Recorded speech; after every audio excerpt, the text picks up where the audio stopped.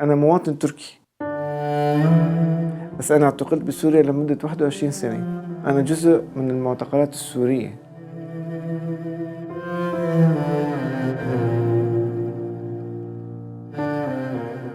أنا كثير مثلا بتمنى أروح شوف مثلا صيدنايا كمتحف، أقول للعالم أنا هاي المنفردة اللي بقيت فيها سنتين، مسكر علي ما في ضوء، كان الصراصير والنمل وأنا.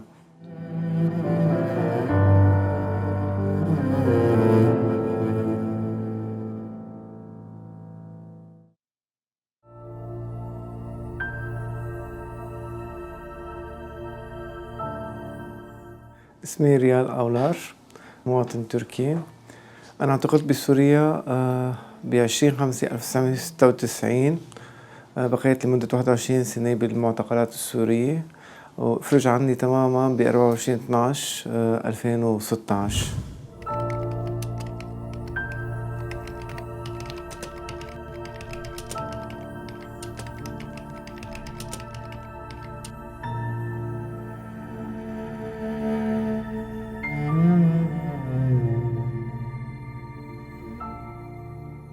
رحت على سوريا، هذا كان هدفي الأساسي، أني أدرس لغة، أتعلم بمعهد عربي لغة عربية.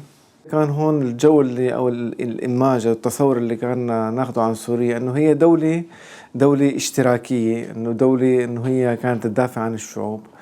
طبعا أنا لما رحت على سوريا صراحة انصدمت. كان كل مكان ناس حاملين سلاح، بعد منها عرفت إنه هدول مخابرات فيما بعد أو ناس عساكر. يعني شوي شوي صرت أطلع على وضع السياسي في سوريا أو السياسي الاقتصادي، الجانب السياسي الاجتماعي الاقتصادي. طبعا صار عندي تصور ما عن النظام في سوريا. عرفت بأنه هذا النظام كان نظام عسكري ديكتاتوري عسكري. كتبت مقال أنا وأصدقائي عن ثمانينات سوريا، اللي حصل بثمانينات سوريا، وخصيصا عن سجن تدمر، يعني عن الوضع الإنساني بحت. كان وضع بعتها بالطريق اللفتهانسا قد إيش قال. فكيف إني المخابرات هني كمشوها ما بعرف، بس المخابرات كمشوا الكتابة وما حكوا شيء بوقتها. يعني ممكن يكونوا تركوني تحت المراقبة وهيك شيء. في أحد المرات كنت جاي من حلب بالباص أو السيارة، نزلوني عن الطريق، أخذوني لفرع حلب، فرع أمن السياسي بحلبية. فرع أمن السياسي بحلب حتى ما حكى معي شيء هنيك كتير. يعني أنا ليش حتى اعتقلوني ما بعرف، بس تحججوا هني بأوراق نظامية مشاني. ما كانت موجودة صراحة، كانت معي هذيك الوقت. كنت متوقع انه كانت عادة بتصير، يعني انه خلاص بدهم يسافروني لوين، على لبنان، او برجعوني يسلموني للسلطات التركية. بس ما صار كل هالشيء هذا مثل ما قلت لك. جابوني على الشام وتركوني هيك فترة 20 يوم. طبعا بلش تعذيب. يعني انا بتذكر كتير كويس انا ليش كانوا عم يعذبوني، ليش كانوا عم يقتلوني، ما كنت بعرف. بعد 20 يوم بالفرع اتفاجأت انه طلعوني على التحقيق. كان في ضباط يعني عاليين المستوى، باين بتعرفي من حالة اللي بتصير بالفرع. وبلشوا يحققوا معي، بلشوا يحققوا معي باني انا مبعوث من قبل حدا ما لحتى اعمل قلاقل داخل الاراضي السورية.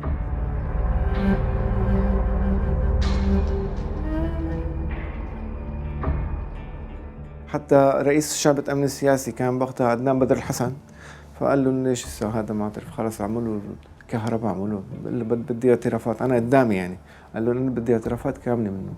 كان عندهم مساعد اول تركماني، هو الاصل من تركمان حلب، ابو حسين، كان هو يترجم. تحقيق اللي حصل معي اخذ عنه يقارب شهرين. طبعا هذا الشهرين عم اقول لك اياه هذا تحقيق ضغط تعذيب قوي كتير كان، لحتى يعني اعترف بالاشياء اللي هن رايدين مصورينها بمخهم، او هن اللي رايدين بدهم اياني اعترف عليها.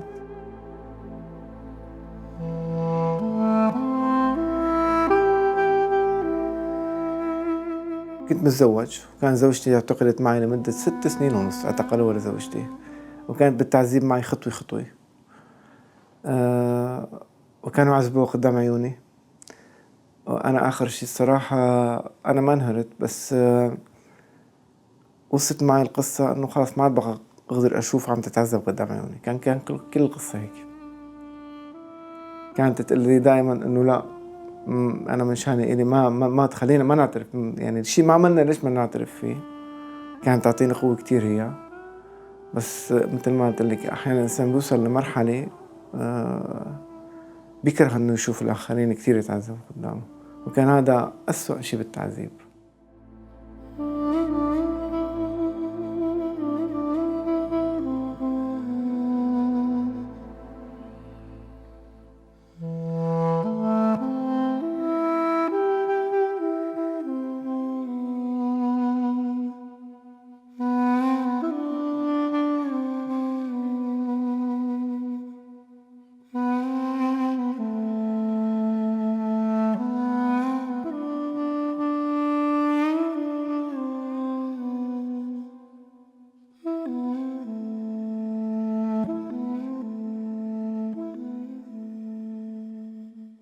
نقلوني بعد فترة على فرع التحقيق أمن السياسي بدمشق اللي هو بالفيحاء، ووضعوني تحت الأرض في المنفردات هنيك. وضعوني بمنفردة عتم ما فيها ضوء أبدا، فقط 3 ثقوب كان تحت الباب.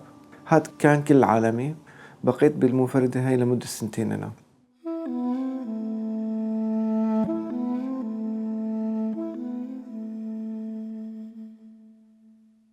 بعد شي 6 شهور من منفردتي أو عم يقارب 7 شهور، إجا عبد الرزاق مطلق ذاته كان مقدم، كان هو مستلم قسم التحقيق هنيك. فتح البوابة علي وطالعني، صار يحكي لي إنه نحن هون ببلادنا ما في حقوق إنسان، ما في جرائد، ما في إعلام، بس أنا بدي أحكي لك إياه مو هاد. قلت له كان شو؟ قال لي رح أحكي لك إنه أنت زوجتك فوق. قلت له يعني شلون فوق؟ قال لي هي فوق بالسيارة. يعني أنا لحتى الآن كنت معتقد إنه هي أطلقوا صراحة راحت طلعت ما لها شي هي. قال لي بس مشكلة إنه هي صار لها فوق 40 يوم أضرب عن الطعام ما عم تاكل، وهي رح تموت.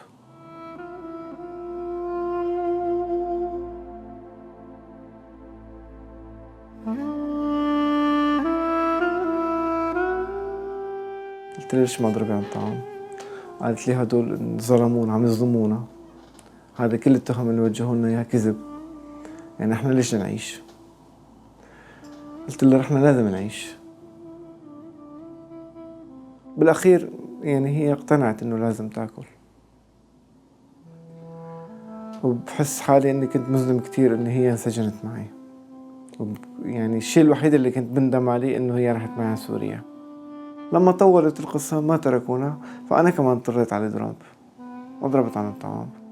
غصبوني ما كنت أكل، فتركوني. ترديت 15 يوم صراحة. بعد 15 يوم يوم إجا فتحوا الباب لوين أخذوني ما بعرف. إجوا حطوني بالسيارة وجابوني بالسيارة بعد طريق على مكان طلع سجن عذرا. هذا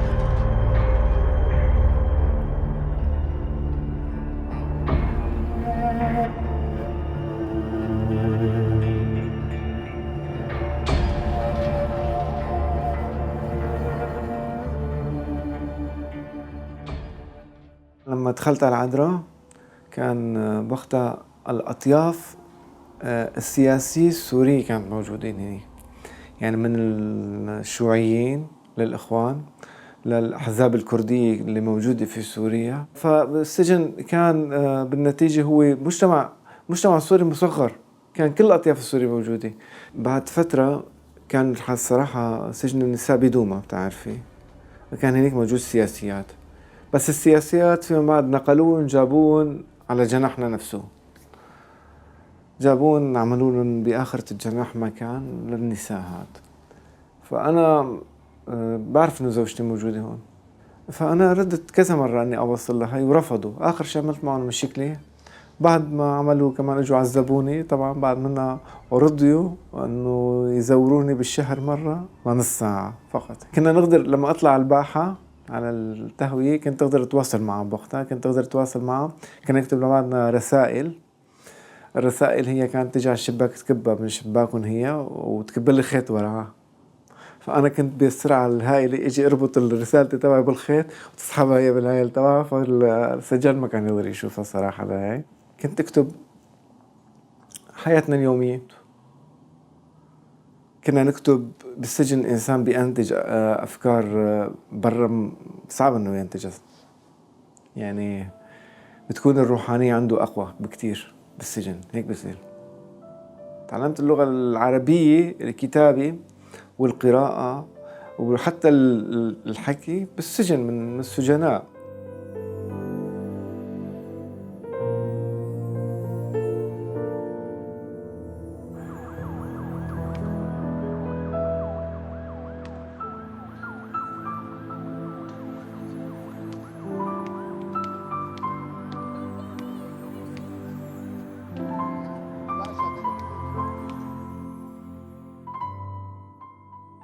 لمدة 3 سنين بيبقى الإنسان يشوف منامات هو بالخارج، بس بعد 3 سنين ما عاد بقى الإنسان ما عاد بقى يشوف منامات هو بالخارج. كل مناماته بقى بتتركز على إجت دورية، صار شي بالسجن، هيك قصص يعني. عرفتي كيف؟ بقى مو بس الجسد اللي بينسجن، روح الإنسان بقى بتصير سجينة. أحيانا كنت شوف أمي وأبي بمناماتي، في من جهة مبسوط إني شفت وجوههم، من جهة كنت حزين جدا إنه أنا بعرف كان مثلا أبي من الناس اللي كان يبحث عني ورح يبحث عني كتير.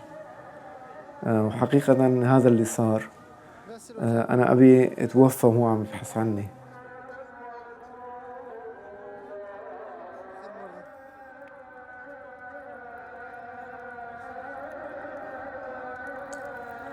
كنت على سيرة الموت كنت أتمنى إني أرجع لموت بضيعتي ببلدي. يعني كنت أقول لحالي إذا لا بدي موت بدهم ياخذوني هدول البلدية يمروني بشي مكان، لا أنا ضيعتي هي غابات الصراحة، هيك جبال محل مرتفعات، فلا يعني حتى لو موت رح موت تحت هيك شجرة صنوبر، رح يكون أقل شي رح شم هوا نظيف.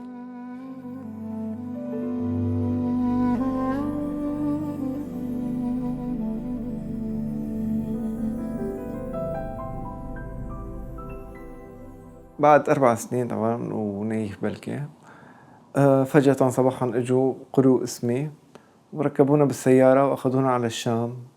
اجوا طلعونا على بناء محتري شوي، هذا البناء دخلونا على بيت عربي، حطونا هيك بغرفة انه قالوا لنا هون المحكمة. يا الله صدمت، يعني ما بتشبه محكمة يعني.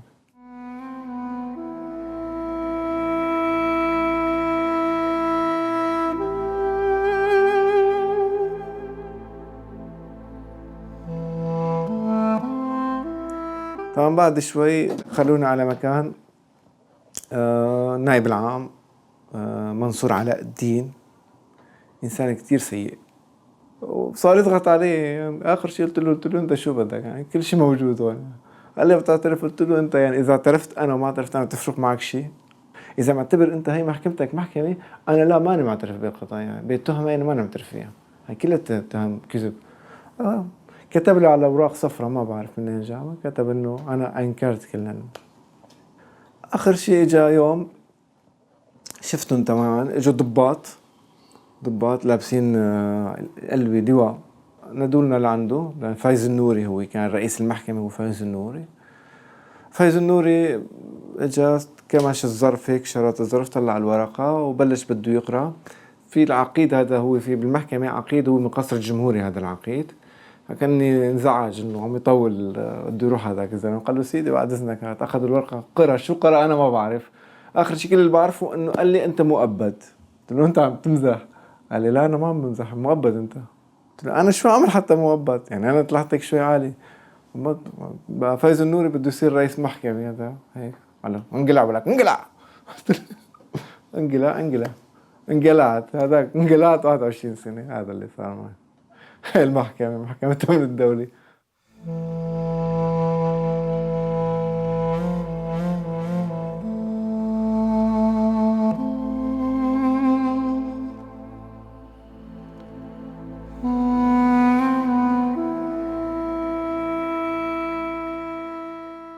هي زوجتي طبعا قالوا رحنا بنكتفي لها بالمدة القانونية اللي نامتها كتر خيرهم مع 6 سنين ونص. خلونا نشوف بعضنا لنص ساعة. طبعا يعني كان يعني مشهد دراماتيكي كتير صح. هي بكيت كتير وأنا صرت هدية كأنه أنا اللي طالع خلاص ما في شيء أنا هون. صحيح كنت دائما أنا أتمنى أنه يا رب خلاص بكرة إن شاء الله بتطلع بتروح البيت. بس هي كل ما كانت تبتعد عني وتروح كنت أحس إنه يعني شقفي ما من جواتي عم تروح خلاص عم بتضيع راحت. حسيت إنه خلاص ضاع شي من حياتي أنا.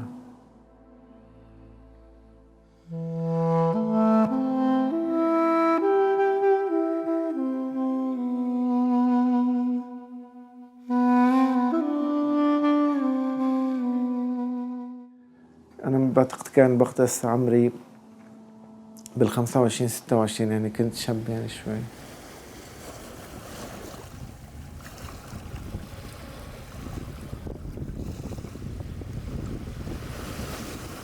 في شيء الإنسان بيضل صغير بالسجن.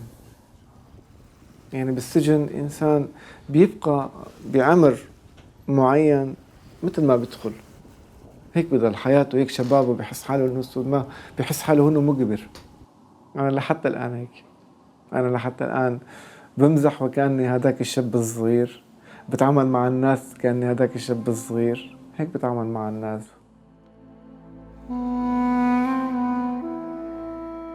يوم ورا يوم أحس إنه أنا عن جد محكوم مؤبد. إنه عن جد هدول ما عم يمزحوا معي هدول اللي ذو الوجوه القبيحة يعني ما عم يمزحوا معي هدول الناس يعني. بقيت بالسجن عذرا عن يقارب 9 و10 سنين بمكان بمهجع واحد بزاوية وحدة تماما هيك استمرت معي.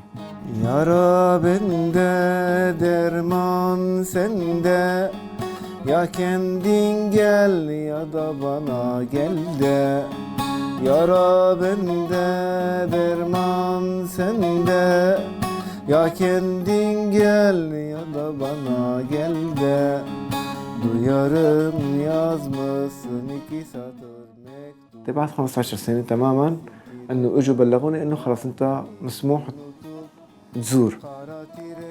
كان معي احد اصدقائي اسمه دياب سرية هو.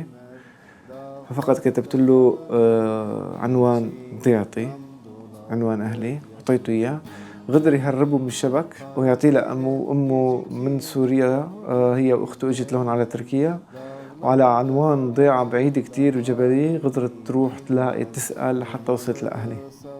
لحتى غدرت وصلت لأهلي وجابت أخي وإجت.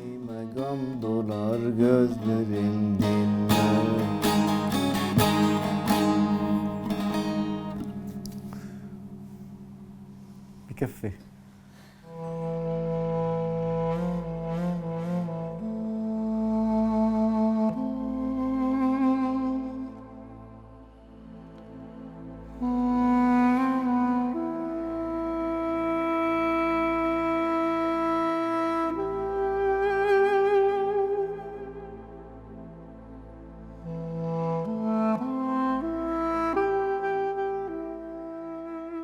كان عنا راديو مهربينا صراحة صغيرة هيك.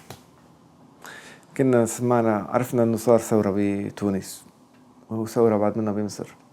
هلا انا كشخص لما صارت الثورة بمصر وراح حسني مبارك انا صار عندي يقين انه راح يصير شيء بسوريا لانه بعرف هذا الارتباط التاريخي اللي بين سوريا ومصر.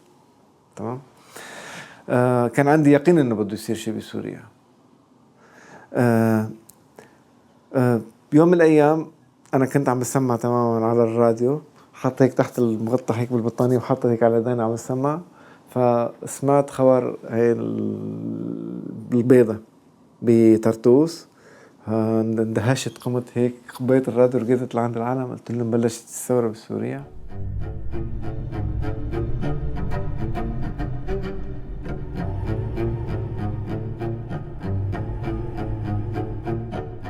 بأيار أخذ إجراءات بشار الأسد، منهم إلغاء حالة الطوارئ، ونفس اليوم كمان طلع مرسوم إلغاء محكمة أمن الدولي. لما التغى حالة الطوارئ ومحكمة أمن الدولي رح ضبينا شناتينا كلياتنا.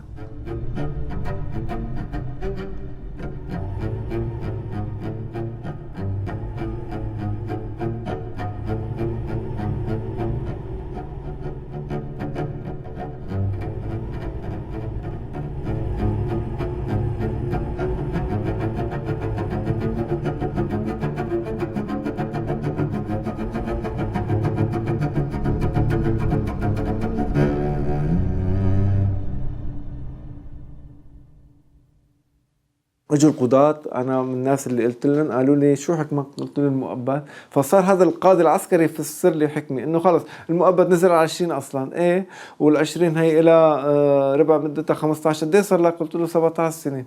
قال لي انت طالع ولك عنا. صار يحسب لي اياها، قال لي لا انت هسه لك عنا. قلت له ايه معناتها باخذ تعويض انا. قلنا له ما في، ما صار شيء. طبعا رحنا الاجانب، نقلونا على سجن دمشق المركزي، وقالوا لنا رحنا انتم بس تروحوا على السجن المركزي اصلا انتم صارت قضاياكم بيد المحامي العام، هو اللي راح يداوي لكم يعالج لكم اموركم. ونقلونا على عذراء. ولسوء حظي او لحسن حظي ما بعرف، بعذراء انا صابتني بعد ما جيت بشهرين صابتني وعكة صحية فجأة، صار معي ألم ببطني، أخذوني على العملية وكنت أنا وحيد. لما فقت شفت بطني كله مفتوح، بطني 12 قطبي كله من هون كله مفتوح على بطني. ما عرفت شو الاستفسار. عرفت شفت ايدي هاي مكلبشينة على التخت، واجري هاي مزنجرينة زنجير. بعد الرابع يوم طلبوا مني تحاليل. اجا من المستشفى دكتور قال لي لازم تسوي تحاليل، والتحاليل برا بتسويها وبدنا مصاري. قلت له ما معي مصاري، انا هون عندي صديق خليني اتصل فيه هو بيجيب لي مصاري، ما في مشكلة بالقصة هاي. عامل الامن قال لا ما في، ما بصير، ممنوع. قال لا ممنوع ممنوع. قلت له ممنوع؟ قال لي، قلت له خلاص ممنوع لك، ليش انت عامل لي عملية؟ مشت الخراطيم شلتها كبيتها. قلت له خلاص ممنوع. الله يعطيك خلاص تروح يا دكتور، ما انتوا كفيتوا ووفيتوا.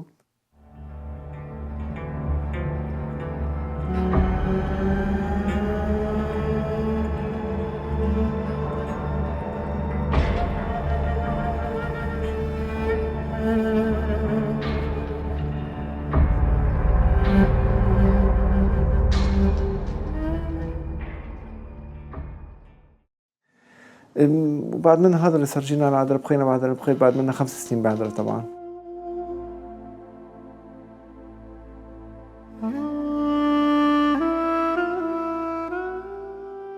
فرق بين السجن الأولاني وآخرتها، بالبداية كان السجن نخبة، كان شباب نخبة اللي هن مثقفين اللي خلينا هيك نسميهم.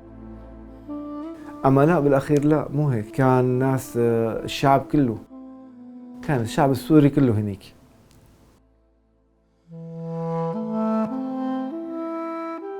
أحد أصدقائي في الخارج قال لي قدم طلب الجنايات الأولى، رئيس محكمة الجنايات الأولى.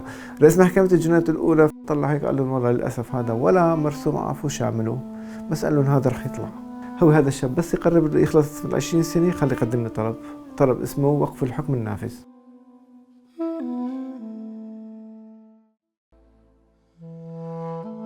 ما كنت بعرف انه انا ممكن رح ينطلق صراحة. لما خبروني انا لأول مرة اختلفت حياتي هيك، قلبت. كتير كان شعور كتير حلو، ونفس الوقت حزين. حلو كتير انه انا بدي اطلع، حزين كتير اني انا الناس اللي رفقات اللي كانوا معي في صيدلية حتى كانوا اجوا معي بعذراء، طلعت بعيونهم قريت الحزن. انا صراحة انا بحس لحتى الان بحس انه هني اسرتي، كانوا اللي تركتهم هنيك هني اسرتي، لانه عشت معاهم إلن. جيت على كسب بكسب، انصدمت انه في هنيك عناصر امن السياسي. قال والله بدنا نعمل معك تحقيق. قلت له تحقيق شو؟ انا صار لي 20 سنة بالسجن، شبعت تحقيقًا. يعني انسجنت وأكلت قتل كتير الصراحة، يعني أنا باعتقد إني أنا باعتقد إني أكلت قتل عن كل تركيا كلها يعني.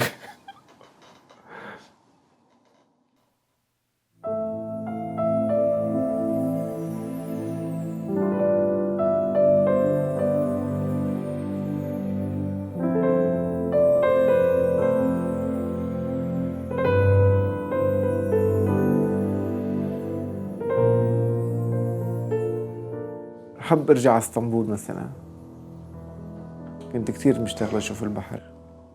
بيجي زمن الإنسان بينسى قديش البحر كبير.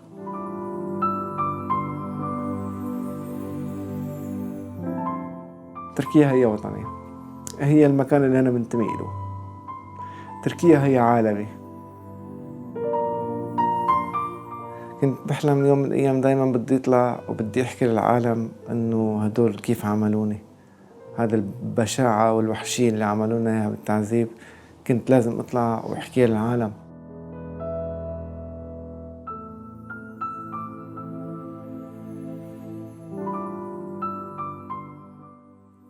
دائماً بنسأل نفس السؤال، أنا بيسألوني أنتو طيب أنت ممكن تسامح؟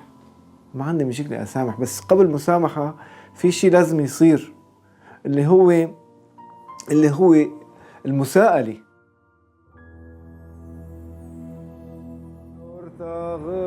Varamadım derdime Leylim ley Geleceksen bir gün düşüp ardıma